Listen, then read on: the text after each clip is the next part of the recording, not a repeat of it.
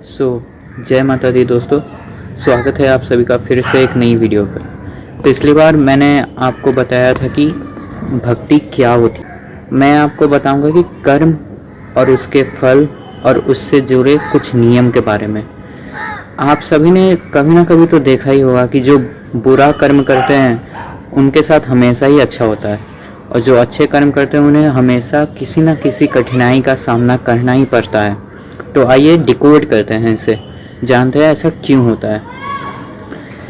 कर्म बेसिकली दो प्रकार के होते हैं, एक अच्छे कर्म, एक बुरे कर्म।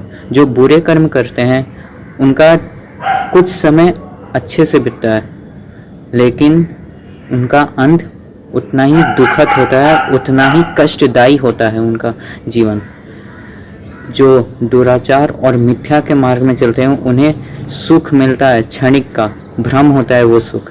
परंतु जो सत्य के मार्ग में चलते हैं, धर्म परायण के साथ चलते हैं, जो उनका सुख कभी भी क्षण भर के लिए नहीं होता, वो अंतिम में हमेशा जीतते हैं और उनका सुख हमेशा शाश्वत रहता है। वो समस्त चिंताओं से भी दूर रहते हैं। एग्जाम्पल के रूप में आइए, रावण, उससे बड़ा प्रकांड पंडित कोई नहीं था, उससे ज़्यादा ज्ञानी भी कोई नहीं था, लेकिन आखिर में उसका अंत कैसा हुआ? दुखद।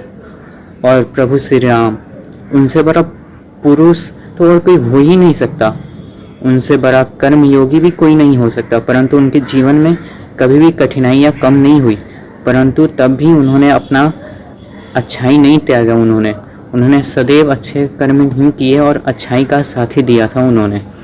आइए कुछ और एग्जाम्पल ले सकते हैं, जैसे सोना हो गया।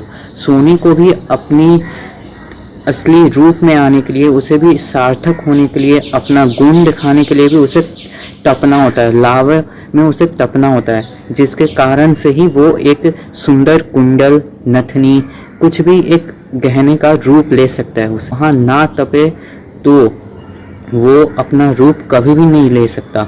वो सदैव सदैव के लिए वही बन जाएगा, एक पत्थर का टुकड़ा ही वो रह जाएगा, उसका कोई भी मोल नहीं होगा। हमें हमेशा याद रखना चाहिए कि भगवान हमें परीक्षा में हमेशा डालते हैं कि वो देखना चाहते हैं कि अपने भक्त का, अपना संतान का कितना विश्वास है उनके माता पिता पर, अपने कर्मों पर कितना विश्वास है। आप सभी कभी ना कभी कठिनाई में पड़ रही होंगे। जो सत्य होता है उसका सहायता अंतिम में अवश्य होता है, उसका जीत भी अवश्य होता है।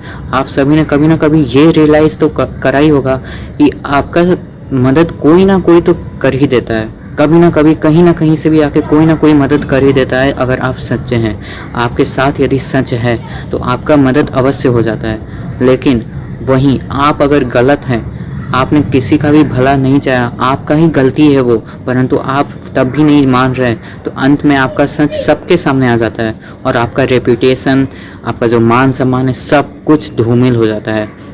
वही होता है असली कर्म का फल। कर्म का फल मिलने में अवश्य देर हो जाता है, वो हमेशा देर से ही मिलता है। बुरे लोगों को भी देर से मिलता है और अच्छे लोगों को भी देर से मिलता है, लेकिन जब मिलता है तो सूद समेत मिलता है।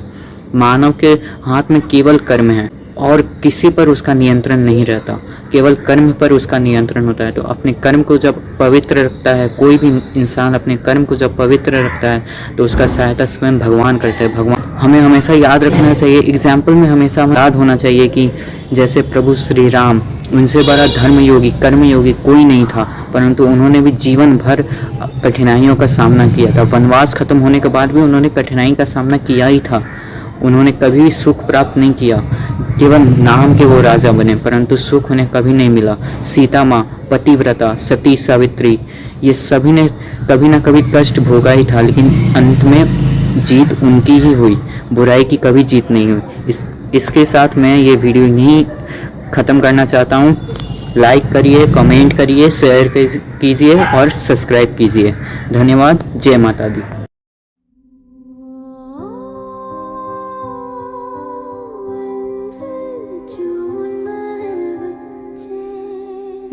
तेरी आरती उतारूं, भाव में डूबा मन मेरा, त्रिकुट पर्वत